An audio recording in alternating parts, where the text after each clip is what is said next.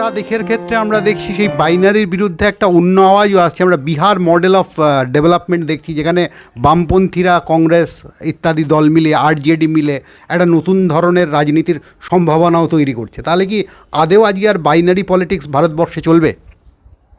এবং বিহারের সঙ্গে এটা মিলবে না। বিহারে রাজ্যের শাসক এবং কেন্দ্রের শাসক এক জায়গায় দাঁড়িয়ে আছে। পশ্চিমবাংলায় তা না। রাজ্যের শাসক আর কেন্দ্রের শাসক যেন একটা ভাব দেখাচ্ছে তাদের মধ্যে লড়াই।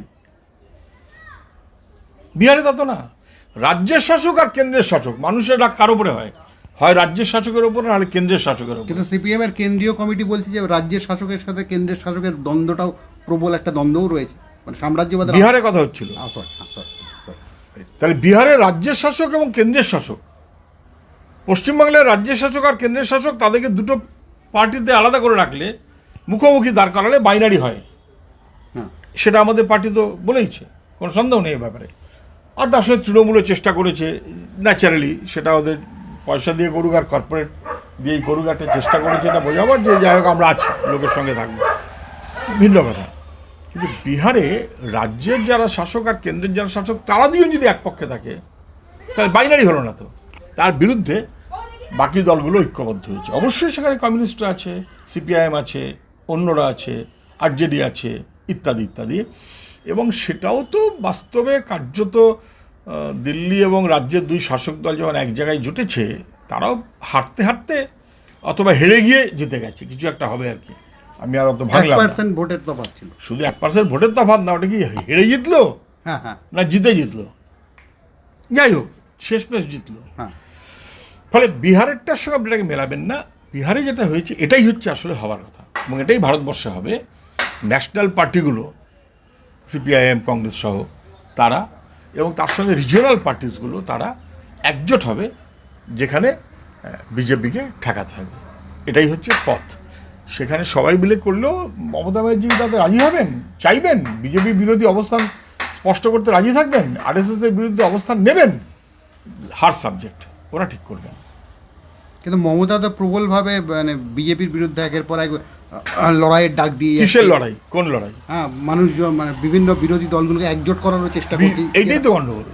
2019 সালের নির্বাচনে আপনি খেয়াল করে দেখুন, যখন মোদি এসে বলছে যে আমার দু হাতে দুটো লাড্ডু, 2014 না 14 দু হাজার দুটো লাড্ডু, মোদি এসে বলছেন, মুখ ফসকে বেরিয়ে গেছে যে আমি আমার একটা লাড্ডু, মমতা একটা লাড্ডু, এই দুই লাড্ডু ধরা আছে আসলে আরএসএস এর হাতে, ছেড়ে দিন। সেটা উনি 14 সালে বলেছিলেন। 2019 সালে যখন বিজেপির বিরুদ্ধে সবাই একজোট হবে এরকম একটা প্রক্রিয়া চলছে, তখন ফেডারেল ফ্রন্টের ডাক কে দিয়েছিল? তাহলে বিজেপির বিরুদ্ধে একটা শক্তি না, ফেডারেল ফ্রন্ট করে আর একটা শক্তিকে নিয়ে এসো। তো এই ঠিক যেমন ত্রিপুরার কথা বলছিলাম, তাহলে বিজেপির বিরুদ্ধে একটা শক্তিকে, দুটো শক্তিকে ভেঙে দাও, তাহলে বিজেপির বিরুদ্ধে শক্তিটা ভাগ হয়ে গেলে আলটিমেটলি লাভ বিজেপির। ফেডারেল ফ্রন্ট করা বা তার মতন আহ্বান দেওয়া যিনি দিয়েছেন, তিনি কি প্রকারান্তরে বিজেপির বিরুদ্ধে দাঁড়ালেন না বিজেপিকে সাহায্য করলেন? প্রকারান্তরে তিনি বিজেপির সাহায্য করলেন। আস্তে আস্তে আমাদের ইন্টারভিউকে গুটিয়ে নিতে হবে, সময়ের একটা অদ্ভুত জায়গা আছে। আর 2-3টে প্রশ্ন করেই আমরা সেই জায়গায় চলে যাব। সেটা হচ্ছে বামপন্থার বিকাশে, মানে আমি সিপিএমের বিকাশের কথাই বলি সার্বিকভাবে, কেননা এখানে শুধুমাত্র বামপন্থী বলতে সিপিএমকে ধরা হয়, বিষয়টা তা বোধ হয় নয়।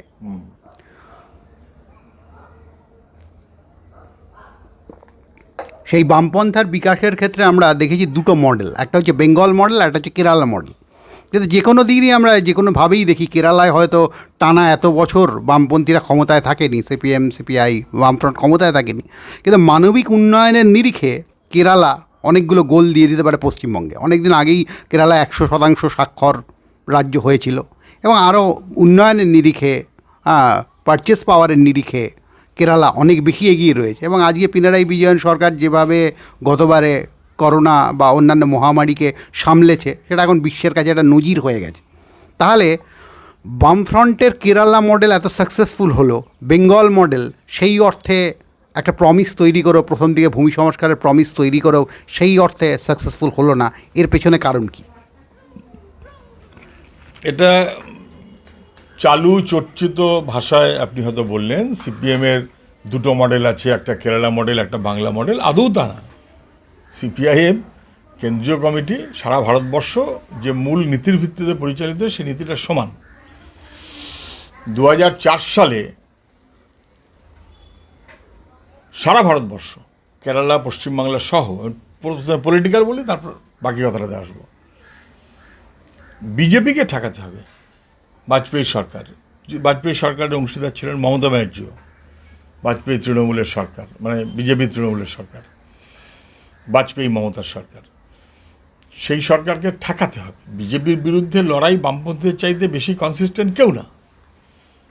কোনো জোট ছিল না, কিন্তু আমরা সুমোটো ঠিক করেছিলাম যে বিজেপিকে ঠেকাতে হবে। যেখানে বামপন্থীরা পারবে বামপন্থীরা, যেখানে বামপন্থীরা পারবে না সেখানে যে শক্তিকে সমর্থন দেওয়া যায় তাকেই দিতে হবে, পারলে এমনকি কংগ্রেসকেও। এটা সৈফুদ্দিন অনেকদিন আগে বলেছেন। সৈফুদ্দিন এটা বলেনি। একটা জিনিস একটা জিনিস মেলাবে না। সৈফুদ্দিন এটা কেন বলতে যাবে? সৈফুদ্দিন চৌধুরী আমাদের পুরনো কমরেড, পুরনো নেতা। তার অনেক কিছু কথা ছিল, সে তো পার্টির মধ্যে বিভিন্ন রকম কথা থাকে, কিন্তু আপনি যা বলছেন ওরকমটাই না। ওটা চালু কথা, সহজ কথা ভাবে বলে দেওয়া হয়। তখন এই আলোচনাটা হয়নি সৈফুদ্দিন সাহেবের সময়, যেটা ভোট করতে হবে, এইভাবে ভোট দিতে হবে, ওইভাবে ভোট দিতে হবে, ইত্যাদি ইত্যাদি। তা যদি হয় তাহলে তো তাহলে তো তার খুশি হওয়া উচিত ছিল 2004 সালে। তাহলে তো তখন বলতেই পারতো তাহলে পিডিএস এর দরকার নেই, ওরা ছেড়ে দিন। আপনি একটা জায়গাতে আরেক জায়গায় যাবেন না, ওটাতে লাভ হয় না। তাহলে 2004 সালে আমরা সুমোটো এই সিদ্ধান্ত নিলাম যে বিজেপিকে ঠেকাতে হবে। যেখানে বামপন্থীরা আছে বামপন্থী, যেখানে বামপন্থীরা নেই প্রয়োজনে কংগ্রেসকেও ভোট দিতে হবে। বিজেপিকে ঠেকাতে হবে, বিজেপিকে ঠেকাতে হবে। এইটা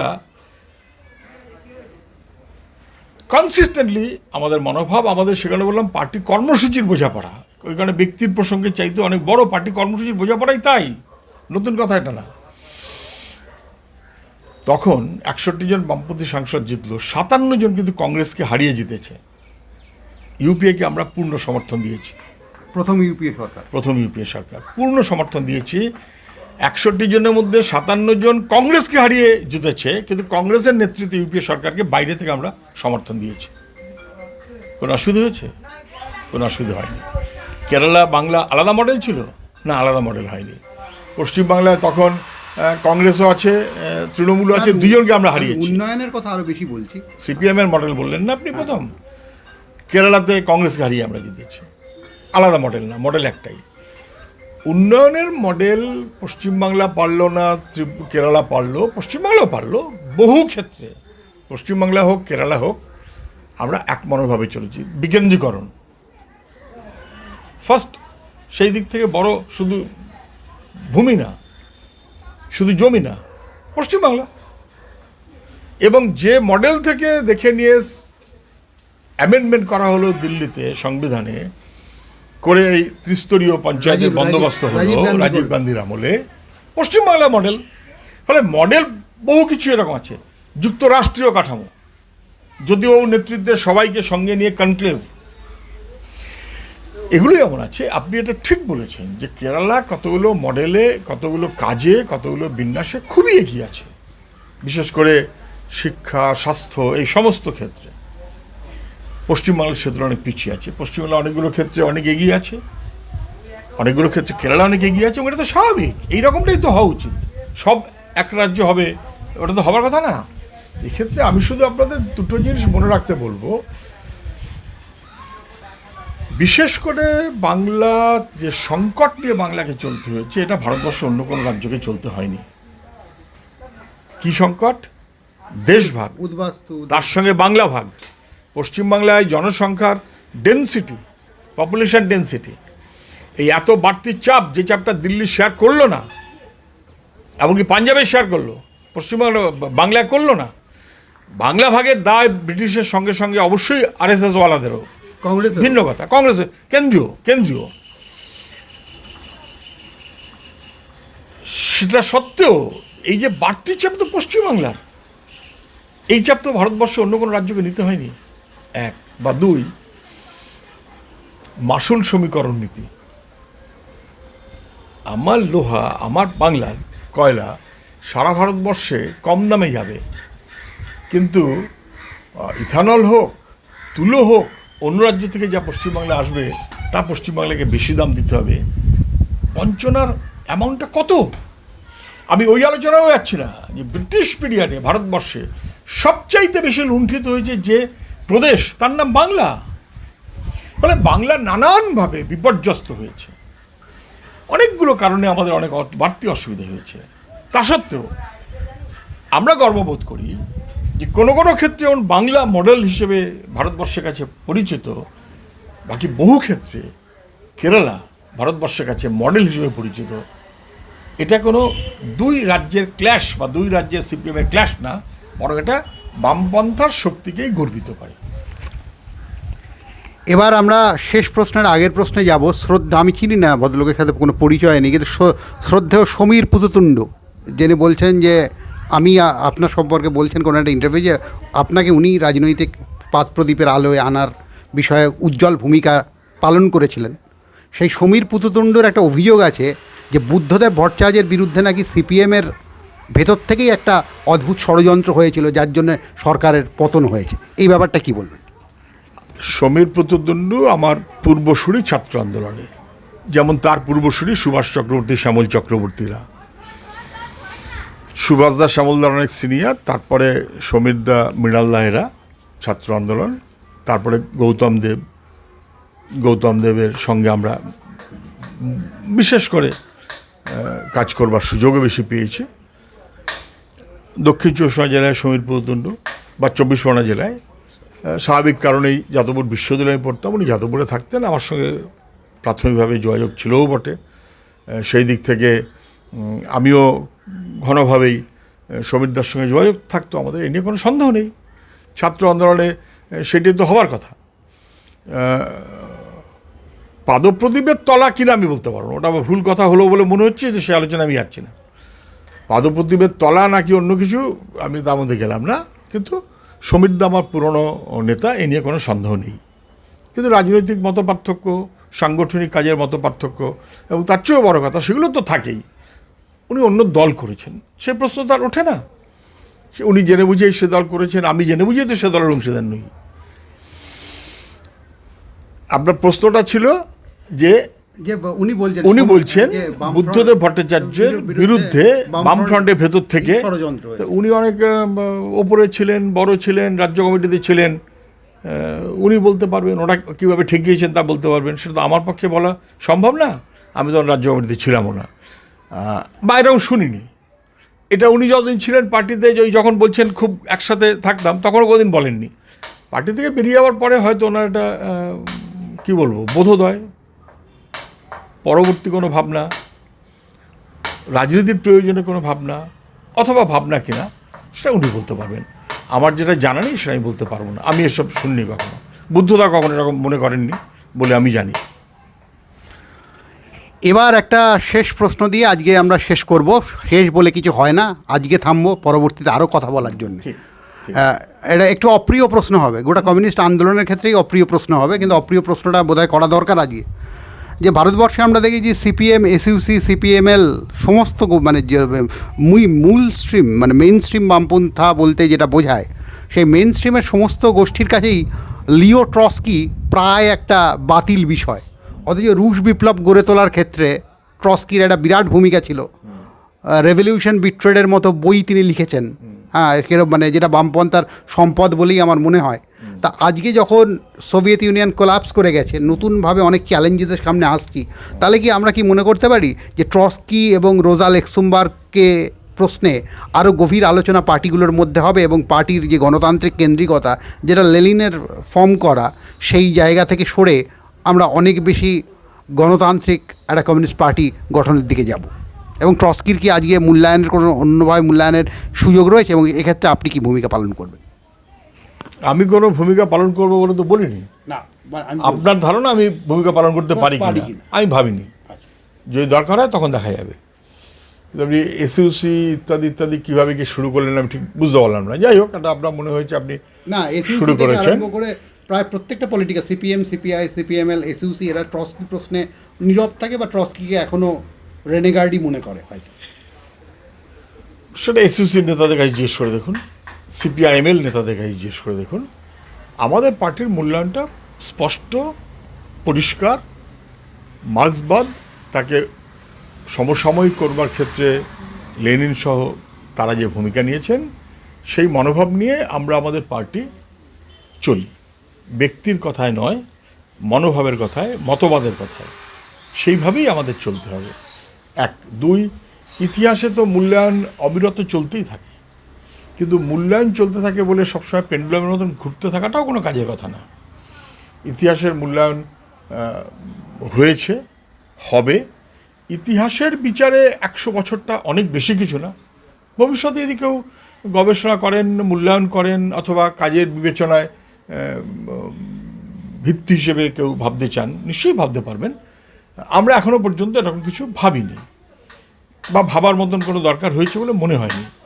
এসইউসি বা সিপিআইএমএল এর মনোভাবকে তাদের সঙ্গে কথা বলতে পারবেন। প্রত্যেকেরই কন্ট্রিবিউশন আছে, প্রত্যেকেরই কন্ট্রিবিউশন আছে। তাদের ট্রটস্কির কোনো কন্ট্রিবিউশন নিয়ে কথা লেনিনও বলেননি। প্রত্যেকেরই নিজস্ব কন্ট্রিবিউশন আছে, কিন্তু সব মিলিয়ে ফাইনালি গণতান্ত্রিক কেন্দ্রিকতার থেকে সরে এসে আমরা গণতান্ত্রিক হব কি হব না, তার সঙ্গে ঠিক ট্রটস্কির কতটা কি সম্পর্ক হলো আমি বুঝতে পারলাম না, কিন্তু গণতান্ত্রিক কেন্দ্রিকতার মনোভাবেই আমরা চলি। সেই গণতান্ত্রিক কেন্দ্রিকতার একটা বড় বৈশিষ্ট্য হচ্ছে যে উন্নততর গণতান্ত্রিক চেতনা এবং তার প্রয়োগের মধ্য দিয়েই গণতান্ত্রিকভাবে সিদ্ধান্তগুলো গৃহীত হয়ে, গণতান্ত্রিকভাবে ক্রমশ সিদ্ধান্ত গৃহীত হতে হতে কেন্দ্রিগতভাবে সিদ্ধান্ত হয়ে যাওয়ার পর সেটা কার্যকরী করা। ফলে গণতান্ত্রিক কেন্দ্রিকতায় যেমন কেন্দ্রিকতা গুরুত্বপূর্ণ, তেমন গণতন্ত্র গুরুত্বপূর্ণ, এবং এই দুটোকে নিয়েই অনুশীলন বা চর্চা, সেটা যেমন লেনিন বলেছেন, মাও সেতুংও বলেছেন, সবাই বলেছেন। আমাদের দেশে আমাদের পার্টি আমরা সেই মনোভাবেই চলি, গণতান্ত্রিক কেন্দ্রিকতার মনোভাব, যেখানে গণতন্ত্র যথেষ্ট গুরুত্বপূর্ণ। কিন্তু শুধুই গণতন্ত্র তাতে যে সবটা হয় না সেটা আমরা বুঝি। কোথাও হয় না, একটা পাড়ায়, একটা ক্লাবে এগুলো গল্প কথা হয়ে যায়। একটা ক্লাবে 10 জন এক্সিকিউটিভ মেম্বার, 10 জনের 10টা মত থাকে, সব মিলিয়ে যে সিদ্ধান্তটা হলো টিমটা খেলবে কি খেলবে না, ওই সিদ্ধান্তটা সবাই মেনে নেয়। যদি না মানে, আমার গণতন্ত্র বলে যদি ভাবতে থাকে, তাহলে সেটা তখন বিশৃঙ্খলা হয়ে যায়। আমার কথাটা বুঝতে পারছেন? ফলে গণতান্ত্রিক কেন্দ্রিকতা সব জায়গাতে আছে, একটা পরিবারেও আছে, একটা পাড়াতেও আছে, একটা ক্লাবেও আছে। এবার সেটাকে কে কিভাবে দেখবেন, ইট ইজ বাট ন্যাচারাল যে গণতান্ত্রিক কেন্দ্রিকতার মনোভাবই আমাদের এগোতে হবে। কেন কথাটা বললাম? একটা ভাব এরকম দেখানো হয় যেন গণতন্ত্রটাই ন্যাচারাল। আমি বলছি, যে কোনো সংগঠন, সংস্থা পরিচালনার ক্ষেত্রে কার্যত গণতান্ত্রিক না হতে পারে, কিন্তু কেন্দ্রিকতাটা বেশি প্রযোজ্য হয়। আমরা গণতন্ত্রকে সঙ্গে রেখে কেন্দ্রিকতার মনোভাবে চলি। ঠিক আছে, ধন্যবাদ, ভালো থাকবেন। কষ্ট করেই সবাই চলছেন, আমি সবাইকে শুভেচ্ছা জানাচ্ছি।